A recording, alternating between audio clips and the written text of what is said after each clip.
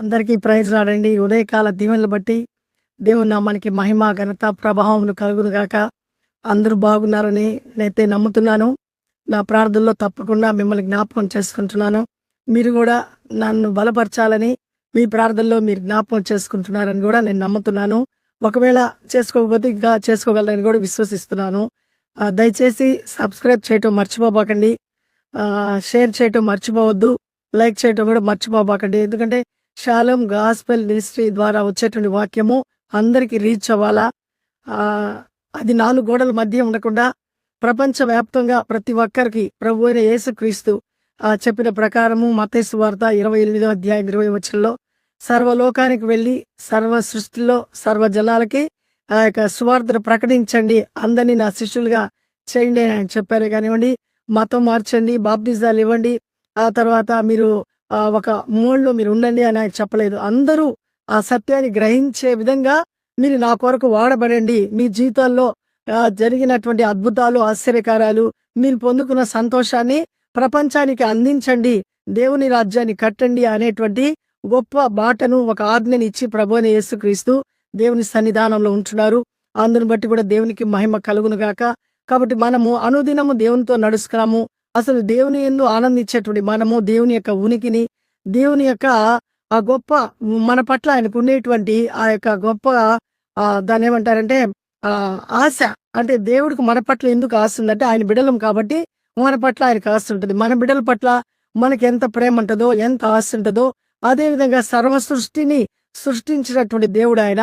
కాబట్టి ప్రతి ఒక్కరి పట్ల, అంటే మంచోళ్ళ పట్ల, చెడ్డోళ్ళ పట్ల, దుష్టత్వం కలిగిన వాళ్ళ పట్ల, నీతిమంతమైన జీవితం కలిగిన వారి పట్ల ఆయన ప్రేమ ఏకంగా పక్షపాతము అనేది లేకుండా ఉంటుంది.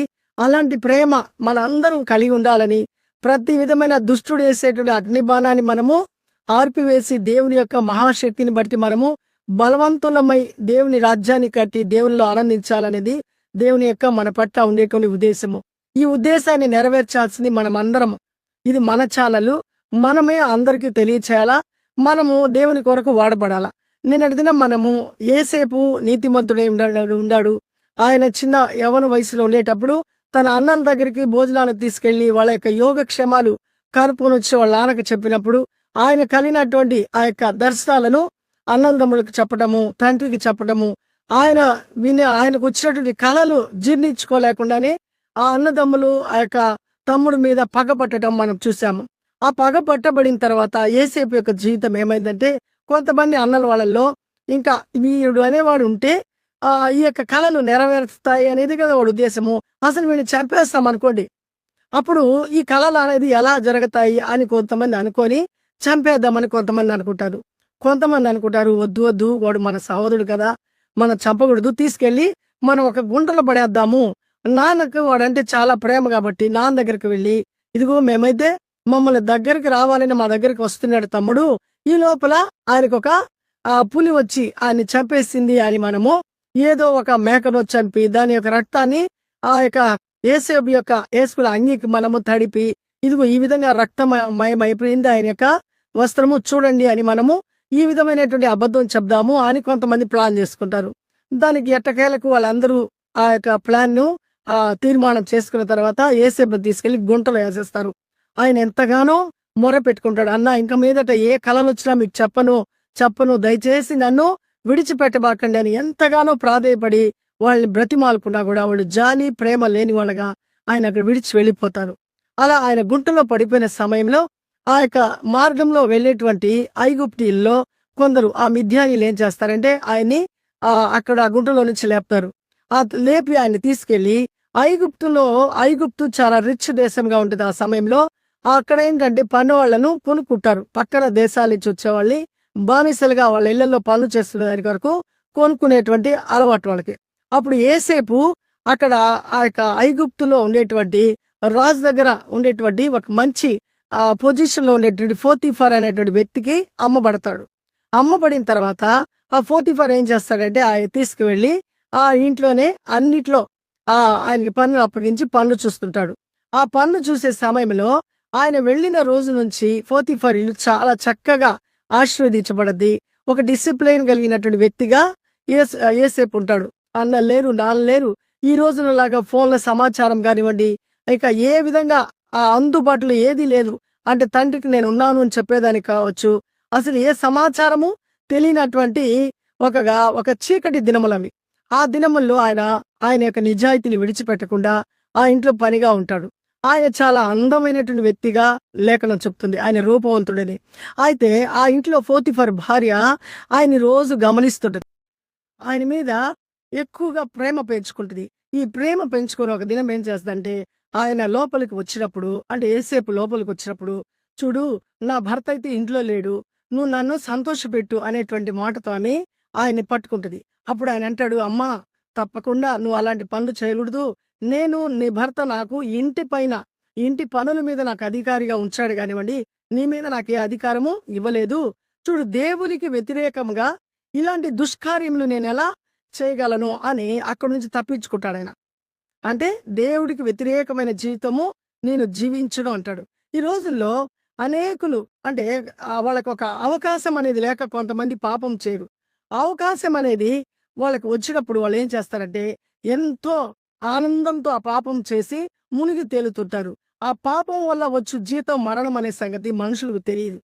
కాబట్టి ఆ పాపం అనేది చాలా ఈజీ టేకింగ్‌గా తీసేసుకుంటారు. కాబట్టి తర్వాత వచ్చేటువంటి ఆ యొక్క బాధలు వాళ్ళకు అవన్నీ అసలు గుర్తుకు తెచ్చుకోరు. అలా గుర్తుకు తెచ్చుకోనీయకుండా చేసేదెవరంటే ఈ లోకంలో ఉండేటువంటి ఆ దుష్టుడైనటువంటి ఒక విలన్ అనేవాడు మనుషుల హృదయాన్ని చెడులో నడిపిస్తుంటాడు. ఈ లోకమంతా చెడుతో, దుష్టంతో నింపబడింది. ఈ దుష్టత్వాన్ని ఎదిరించాలంటే ఎల్లప్పుడూ మనం ఏం కలిగి ఉండాలంటే దేవుని యొక్క సత్యాన్ని మన హృదయంలో ఉంచుకోవాలా. అదే యేసేపు. అక్కడ తల్లిదండ్రులు లేరు, అన్నదమ్ములు లేరు, నా అనేవాళ్ళు ఎవరు లేరు. కానీ ఈటిలో ఆయనకి ఎంతో మంచి ఛాన్స్ వచ్చింది. ఆ యొక్క ఇంటి యజమాని ఆయన నమ్ముతున్నాడు. ఇంటి యజమాని భార్య అయితే నువ్వు నాకు సొంతం అవ్వు అంటుంది. ఈ రోజుల్లో ఉండేటువంటి మనుషులైతే ఖచ్చితంగా అబ్బా, ఇంతకంటే ఛాన్స్ వస్తదని ఆ ఛాన్స్‌ను వాడుకుందానికి ప్రయత్నిస్తారు. కానీ యేసేపు అలాంటి పాపము చేయలేదు. ఆయన అక్కడి నుంచి పారిపోతాడు. ఆ పారిపోయిన తర్వాత ఆమె ఏం చేస్తదంటే ఆమెకొక ఒక క్షేమం అనే దానికిస్తది. అనిపిచ్చి ఇతడు నా మాట వినడా, నా ఇంటికొచ్చిన బానిస నా మాట వినడా అని అక్కడుండేటువంటి తన దగ్గరుండే పనిగత్తెలందరిని పిలిపించి ఆమేం చెప్పిస్తదంటే, చూడు, నేను ఒంటరిగా ఉంటే నన్ను ఆయనొచ్చి నన్ను బలాత్కారం చేసేదానికి వచ్చాడు అనేటువంటి ఆ సాక్ష్యాన్ని వాళ్ళ దగ్గర అలా చెప్పిస్తదనమాట. అప్పుడు తన భర్త వచ్చినప్పుడు ఈ మాట చెప్పినప్పుడు తన భర్త అయితే యేసేపు ఎలాంటి వాడో ఆయనకి బాగా తెలుసు. కానీ భార్య ఇంతగా చెప్తుంది కాబట్టి ఆయన్ని తీసుకెళ్ళి చెరసాలలో వేయిస్తాడు. చెరసాలలోకి వెళ్ళిన తర్వాత కూడా యేసేపు అక్కడ దేవుని ఎందు భయభక్తులు కలిగి అక్కడుండేటువంటి వాళ్ళందరికీ చాలా ఆదరణగా ఉంటాడు. అక్కడ ఉండేటువంటి వాళ్ళు కూడా రాజుల దగ్గర పనిచేసేవాళ్ళు. కొన్ని పనుల వల్ల వాళ్ళు అక్కడి నుంచి ఆ రాజు యొక్క రాజత్వంలో వచ్చి బహిష్కరించబడి ఆ జైల్లోకొచ్చుంటారు. అప్పుడు వాళ్ళకి ఇద్దరికి కలలొస్తాయి. ఆ కలలొచ్చినప్పుడు ఆ కలల్లో వాళ్ళు సతమతమైపోతుంటారు. అప్పుడు యేసేపు అంటాడు, "ఏంటి మీకొచ్చిన కలలంటే?" వాళ్ళు చెప్తారు, "పలానా కల మాకొచ్చిందని." అప్పుడు ఆయన ఏం చేస్తాడంటే ప్రార్థన చేసి కలల భావం వాళ్ళకు చెప్పడము జరుగుతుంది. అప్పుడు వాళ్ళ కలల భావము జరిగినప్పుడు అంటే మరలా వెళ్తారు మీరు. ఆ పానాదాయకమైనటువంటి వ్యక్తి ఏం చేస్తాడంటే పనిలో చేరతాడని ఆ యొక్క భక్షకదారుడుగా ఉండేవాడు ఖచ్చితంగా రాజు దగ్గర ఉరిశిక్ష వేయబడతాడనేటువంటి మాటలు వాళ్ళు వింటారు. అదే విధంగా ఆయన్ని పిలిపించి చెరసాలలో నుంచి ఆయనకి మరలా ఒకాయన్ని జాబ్‌లో అపాయింట్ చేసుకుంటాడు. ఒకాయనకి ఆ మరణ శిక్షకు విధిస్తాడు. ఇవన్నీ చూసినప్పుడు ఆ యొక్క ఆయన అంటాడు, "మీరు వెళ్ళిన తర్వాత ఈ కలల భావము తెలుసుకున్న తర్వాత, మీ పనిలో చేరిన తర్వాత నాలో ఉండేటువంటి నిజాయితీని, నేను ఏ తప్పు చేయలేదని మీరు ఎలాగైనా ఫరో చెప్పని చెప్తారు." కానీ వాళ్ళు మర్చిపోతారు. ఆ విషయము వాళ్ళు మర్చిపోతారు. అలా మర్చిపోయిన తర్వాత కొంతకాలం అయిన తర్వాత ఫరోకే కొన్ని కలలొస్తాయి. ఆ కలలొచ్చినప్పుడు ఆ కలల భావం చెప్పలేని వాళ్ళు ఉంటారు. ఆ దేశంలో ఎంతోమంది ఉంటే ఎవ్వరు గూడా ఆయన దగ్గర పనిచేసేవాళ్ళు, వాళ్ళ దగ్గర ఉండేటువంటి అన్నీ తెలిసినటువంటి జ్ఞానులు గూడా ఆ కళకు భావాలు చెప్పలేరు. అప్పుడు ఈ పానాదాయకుడు అంటాడు, అప్పుడు గుర్తుకొస్తాడు యేసేపు. "అయ్యా, పలానా చెరసాలలో ఉండేటప్పుడు నేను బంధించబడినప్పుడు నన్నేం చేశాడంటే ఒకాయన యేసేపు అనేటువంటి వ్యక్తి నాకు వచ్చినటువంటి కల భావం చెప్పాడు. అది నిజంగా జరిగింది. మరలా మీరు నన్ను ఉద్యోగంలో చేర్చుకున్నారు. కాబట్టి ఆ చెరసాలలో ఇప్పటికీ ఉన్నాడాయన. ఆయన మీరు పిలిపించి మీ యొక్క కళల గురించి చెప్పినప్పుడు ఆ భావం ఆయన చెప్తాడు" అంటాడు. అంటే ఇదంతా ఎలా జరుగుతుందంటే దేవుని యొక్క అదృశ్యమైన హస్తము, ఆయనలో ఉండేటువంటి నిజాయితీ, ఆయనలో ఉండేటువంటి యథార్థత ఆయన ఏం చేస్తుందంటే, ఆ యొక్క ఆ దేవుని సన్నిధానంలో ఆయన జీవించేటువంటి ఆ గొప్ప జీవితాన్ని దేవుడు చూసి కనికరించి ఫరో హృదయాన్ని మారుస్తున్నాడు. ఫరోకి ఒక కల వచ్చే విధంగా చేస్తున్నాడు. ఫరో ఆ కల, ఆ భావాన్ని ఈ యొక్క యోసేపు ద్వారా విన్న తర్వాత అప్పుడు ఆయన ఆ కల భావానికి ఆ కల అసలు కలే మర్చిపోతాడు రాజు.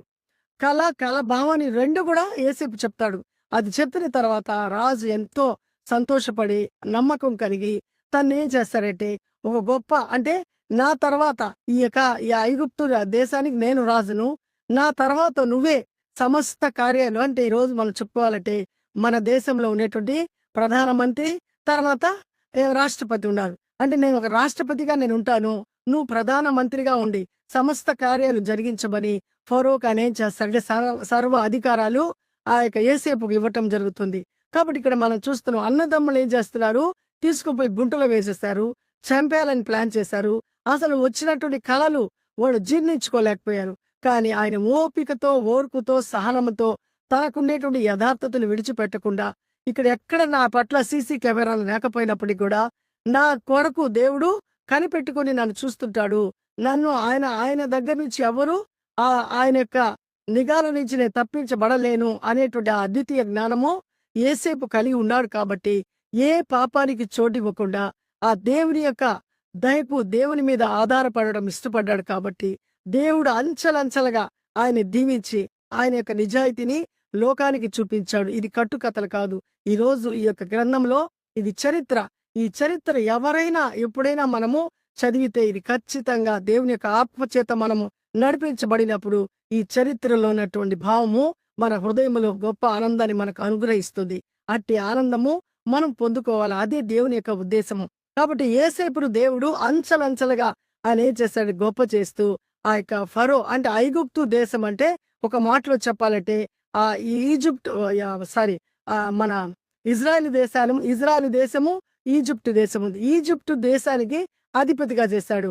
అంటే ఆయన దేశం కాని దేశంలో ఉన్నప్పటికీ కూడా వేరే దేశస్థుండి ఆ దేశానికి ప్రధానమంత్రిగా చేయుటకు దేవుడు చేసినటువంటి గొప్ప ప్రణాళిక. కాబట్టి యథార్థవంతులైన దేవుడు తప్పకుండా చూస్తుంటాడు. ఆ రోజే కాదు, ఈ భూమి ఉన్నంత వరకు సత్యము సత్యమే, అబద్ధము అబద్ధమే. కాబట్టి దేవుడు నిన్న నేడు రేపు నిరంతరము ఏకరీతిగా ఉంటాడు. ఆయన మారని దేవుడు. కాబట్టి ఆయన ఎందు మనం నమ్మిక ఉంచి ఆయన పట్ల మన విశ్వాసంతో జీవించినప్పుడు ఆయన మన జీవితాన్ని కలగజేసుకొని ఆయన చేయలేనటువంటి కార్యాలంటూ ఏది కూడా లేదు. అద్భుతాలు ఆశ్చర్యకార్యాలు చేసి మన కొరకు ఒక సాక్షిగా దేవుడు నిలబెట్టుకుంటాడు. అలాంటి కృప దేవుడు మనందరికి ఇవ్వాలని ప్రార్థన చేద్దాము. మన వినికిల్లో దేవుడు మనకిచ్చిన మాటలను దేవుడు దీవించునుగా. చిన్న ప్రార్థన చేద్దాము. కృపాసత్య సంపూర్ణుడా, జీవం కలిగిన దేవా, జీవాధిపతి, మీకు స్తోత్రం నాయన. మీ మహాకృపలో మమ్మల్ని జ్ఞాపకం చేసుకుని ఈ ఉదయకాలం నాయన నీతిమంతుడైన యేసేపును గురించినటువంటి ఆ యొక్క నా తండ్రి జరిగినటువంటి ఆ యొక్క కళల్లో ఉండేటువంటి భావాలు ఆయన మీరు చేసినటువంటి ఆ గొప్పతనం మాకు తెలియజేసినందుకు మీకు వందనాలు, స్తోత్రాలయ్యా.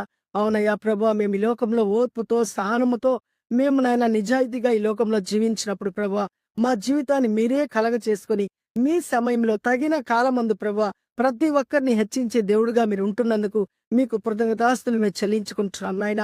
ఈ దినం యేసేపునే కాదు, ఈ రోజు మీ యందు ఎవరైతే భయభక్తులు కలిగి ఇదిగో చూస్తుండే దేవుడు ఉండాడు, దేవుడికి వ్యతిరేకమైన జీవితం నేను ఎప్పటికీ జీవించకూడదు అనేటువంటి నిర్ణయం ఎవరైతే తీసుకుంటారో వారి పట్ల మీ యొక్క కృప నిరంతరం ఉండునుగాక.